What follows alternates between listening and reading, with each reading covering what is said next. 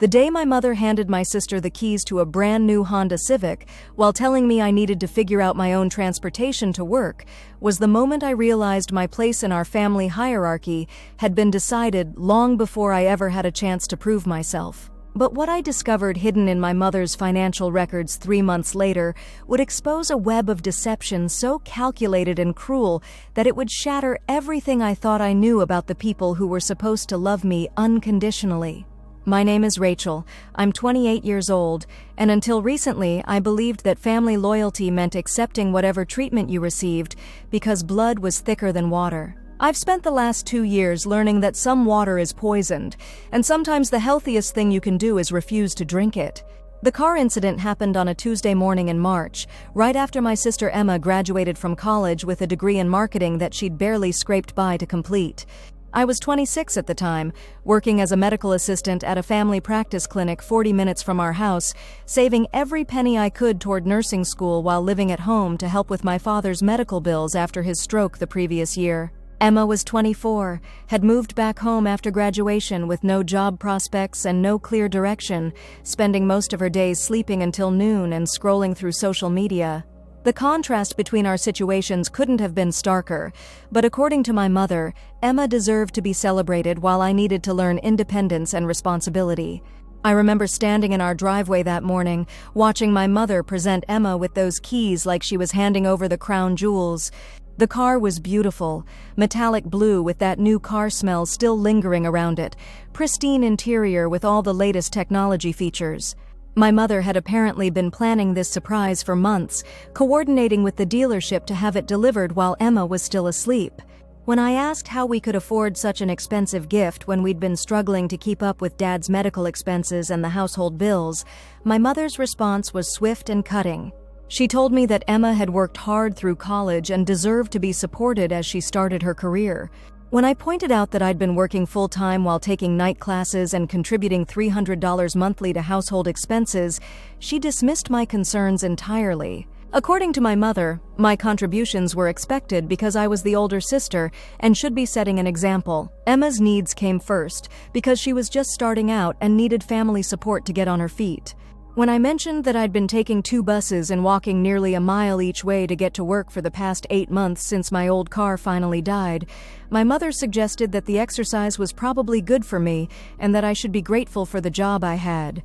The favoritism wasn't new, but it had never been this blatant or financially significant. Growing up, Emma had always been the creative one, the sensitive one, the one who needed extra support and understanding. I was the responsible one, the one who could handle anything, the one who didn't need as much attention or resources because I was naturally more capable. When Emma struggled in high school, my parents hired expensive tutors and considered private school options. When I maintained a 3.8 GPA while working part-time at a local restaurant, my achievements were acknowledged with a brief nod and the expectation that I would continue excelling without any additional support. Emma's college expenses had been completely covered by our parents, including spending money, sorority fees, and multiple spring break trips. When I started community college while working full-time, I was told that I needed to take out student loans and figure out my own funding because they'd already invested so much in Emma's education. The pattern was consistent and cruel, but I'd convinced myself that this was just how families worked. Some children needed more support than others, and as the stronger, more independent sister, it was my role to require less so that Emma could have what she needed to succeed. But something about the car situation felt different. The timing was particularly painful because I'd recently been accepted into the nursing program at our local state university, a goal I'd been working toward for 3 years. The program would require me to cut back my work hours significantly, and I'd calculated that without reliable transportation, maintaining both my job and my class schedule would be nearly impossible. I'd actually approached my parents about the possibility of co-signing for a modest used car loan the month before Emma's graduation. I'd found a reliable Honda with 85,000 miles for $8,000 and had saved enough for the down payment. My credit score was excellent, and I'd proven my financial responsibility over years of steady employment and bill paying. My mother had told me that taking on additional debt was risky, given Dad's medical situation, and that I should wait until our family's financial picture was more stable. She'd suggested that I look into public transportation options or consider moving closer to work, even though both suggestions would have cost more money than the car payment I was proposing. 3 weeks later, she was handing Emma the keys to a vehicle that cost nearly 3 times what I'd been asking to borrow for. The resentment I felt that morning was overwhelming, but I swallowed it down the way I'd learned to swallow down all my feelings about the differential treatment in our family. I congratulated Emma, admired her new car, and caught my usual buses to work while she spent the day posting photos on social media and receiving congratulations from friends and relatives. Over the next few weeks, I watched Emma use the car primarily for social activities: trips to the mall, visits to friends, late-night drives when she couldn't sleep. She still hadn't found a job, hadn't started looking seriously, and showed no signs of the motivation or responsibility that my mother claimed the car was meant to encourage. Meanwhile, I was struggling more than ever. The buses often ran late, making me occasionally tardy for work despite leaving earlier each day. The weather was getting warmer, and the long walks were becoming increasingly challenging in my medical scrubs and work shoes. I was exhausted by the time I got home each evening, which made studying for my prerequisite courses more difficult. I started paying closer attention to our family's financial conversations, trying to understand how my parents' priorities were determined and where the money for Emma's car had actually come from. My father's stroke had affected his speech and cognitive function, but he'd always been the more practical parent when it came to major financial decisions. I wondered if he'd been fully involved in the decision to make such a large purchase. That's when I started noticing small inconsistencies in my mother's explanations about our financial situation. She'd mentioned that Emma's car had been financed through a special graduation promotion at the dealership, but I'd overheard her talking to my aunt about paying cash to avoid interest charges. She'd told me that we couldn't afford to help with my school expenses, but she'd recently purchased new furniture for the living room and had been talking about remodeling the kitchen. The pieces weren't adding up, and my suspicions were growing stronger each day. The breakthrough came in late June when my father had another minor health scare and was hospitalized for observation.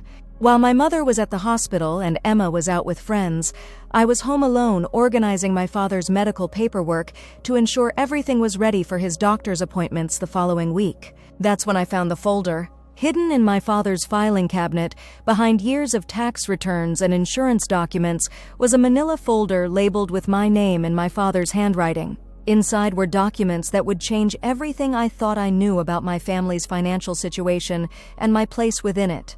The first document was a savings account statement from a credit union I'd never heard of, showing a balance of $47,000 in an account opened in my name when I was 16. The monthly statements showed regular deposits from my father's business account, ranging from $200 to $800, deposited consistently over nearly 12 years. According to the paperwork, this was money my father had been setting aside specifically for my education and future needs.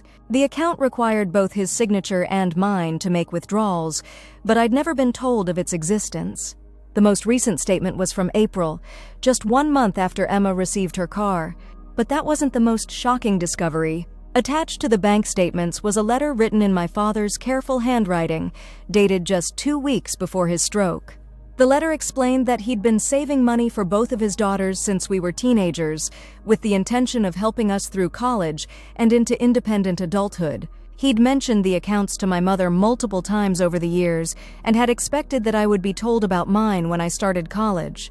The letter indicated that my father had recently discovered that my mother had been preventing him from giving me access to the account, claiming that I wasn't responsible enough to handle the money and that it should be kept as a safety net for family emergencies. According to his letter, he'd finally decided to take action and planned to have a serious conversation with both my mother and me about the account after Emma's graduation festivities were over. His stroke had occurred 3 days later.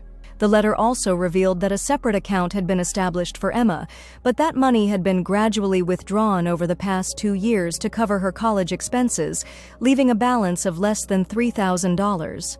My account had remained untouched because my mother had convinced my father that I was too impulsive and irresponsible to be trusted with access to it. Reading my father's words about my character and accomplishments was overwhelming. He'd written about his pride in my work ethic, my academic achievements, and my contributions to our family during his illness. He'd specifically mentioned wanting to help me through nursing school and expressed concerns that I was carrying too much financial burden for someone my age. The contrast between his perspective and my mother's treatment of me was devastating and illuminating. But there was more. Further into the folder were copies of financial documents that revealed the true source of funding for Emma's car. My mother had taken out a home equity loan against our house, borrowing $25,000 and using $12,000 of it for the car purchase.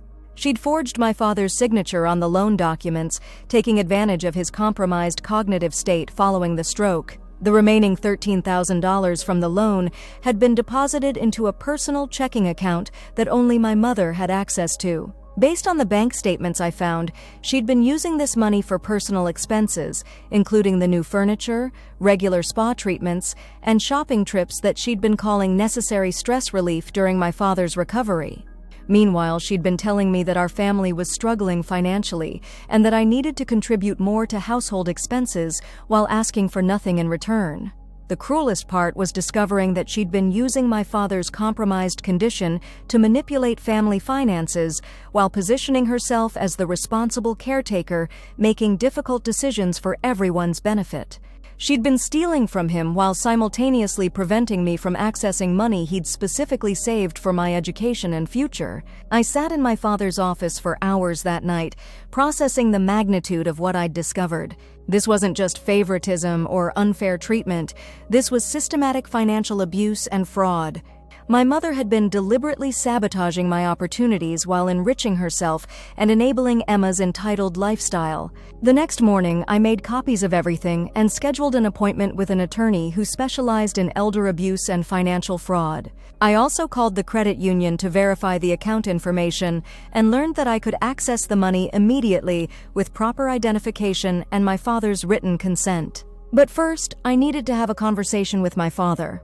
Visiting him in the hospital that afternoon was both heartbreaking and revealing. His speech was still limited, but when I showed him the documents I'd found, his eyes filled with tears. He managed to communicate through nods and simple words that he'd been trying to remember something important about money for me, but his memory issues had made it difficult to recall the details. When I explained what I'd discovered about the forged loan documents and my mother's secret account, his distress was obvious. He was able to write a shaky but legible note authorizing me to access my education fund and asking me to help him contact someone about the fraudulent loan. The attorney I consulted confirmed that my mother's actions constituted multiple forms of financial abuse and fraud. She'd committed forgery, had violated my father's rights as a vulnerable adult, and had essentially stolen money that was legally designated for my education. The attorney advised me to document everything carefully and consider whether I wanted to pursue criminal charges. More importantly, he helped me understand that I had legal grounds to protect both my father and myself from further financial manipulation. Armed with this knowledge and legal backing, I made the decision to confront my mother directly. The conversation took place on a Saturday evening when Emma was out with friends and my father was resting upstairs. I'd prepared carefully, organizing all the documents and practicing how I would present the information without letting my emotions overwhelm the facts. When I spread the bank statements and legal documents across our kitchen table, my mother's initial reaction was dismissive. She claimed that I was misunderstanding the paperwork and had no right to be going through private family documents. She suggested that my father's illness had confused him and that I was taking advantage of his condition to cause drama. But when I showed her the copies I'd made and mentioned that I'd already consulted with an attorney, her demeanor changed completely. She became defensive, then angry, claiming that everything she'd done was for the good of our family and that I was being ungrateful and vindictive. According to my mother, she'd hidden the education fund because I'd never shown the maturity or responsibility to handle that much money.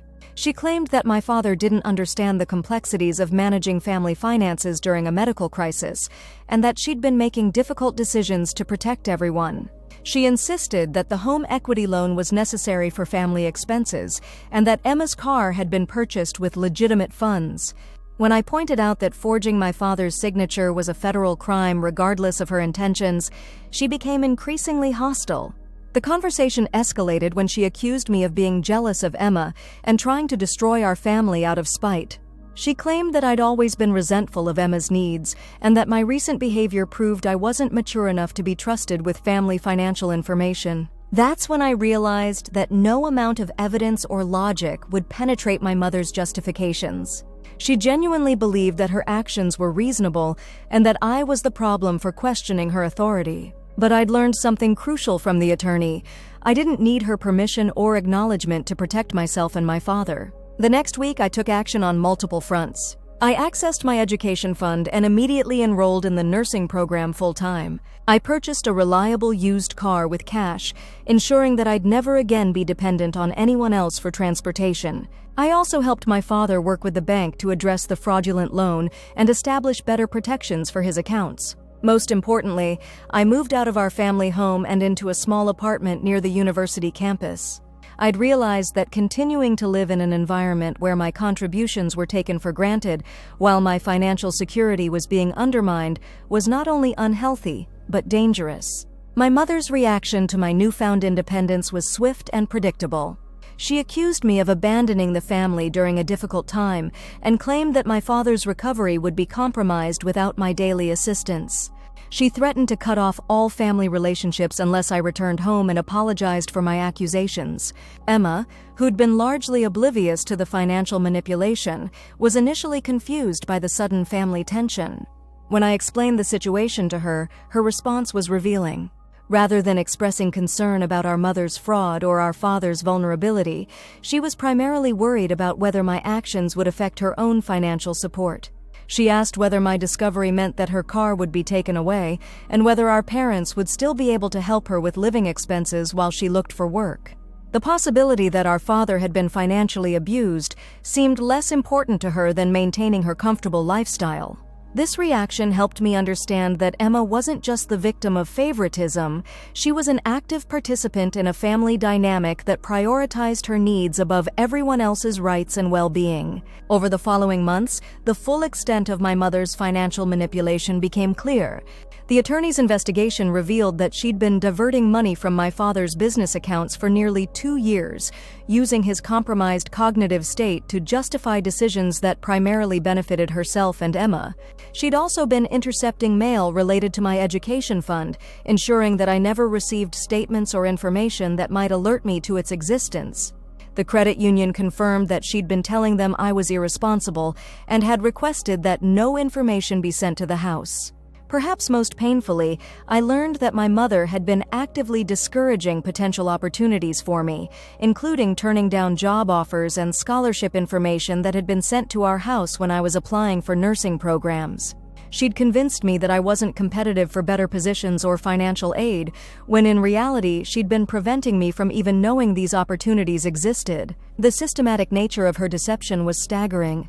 She'd spent years positioning herself as the responsible parent making difficult decisions while actually sabotaging my independence and stealing from my father to fund a lifestyle she couldn't afford. But discovering the truth, as painful as it was, also set me free. With access to my education fund, I was able to focus entirely on my nursing studies without the financial stress that had been consuming my energy for years. I excelled in the program, graduating summa cum laude and receiving multiple job offers from top hospitals in our area. My father's recovery progressed better once the financial abuse was addressed and proper safeguards were put in place. Working with social services and the attorney, we established a system that protected his assets while ensuring he had access to the resources he needed for his ongoing medical care. Most importantly, I learned to set boundaries with family members who had consistently prioritized their own needs over my well-being and rights. The relationship with my mother remained strained but functional.